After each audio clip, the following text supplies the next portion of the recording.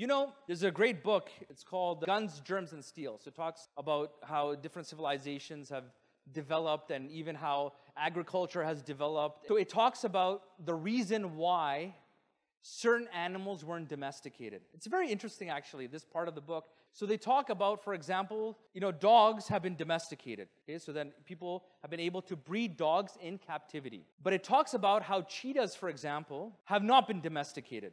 Ancient Assyrians, ancient Egyptians, like one of the Mughal emperors, was able to capture cheetahs and then train them. So that's different.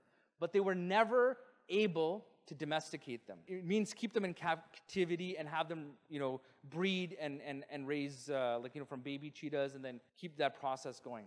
Do you know why? It's very interesting. There's a non-Muslim author that describes this, by the way, so I found it very interesting, the phrasing and the language that's used.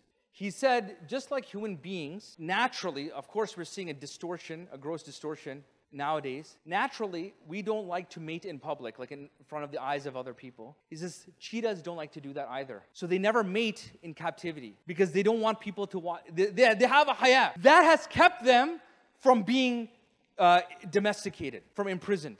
Can you imagine that? And because of our lack of haya, we have been imprisoned by our desires. Because of our lack of haya today, we have been imprisoned by our desires.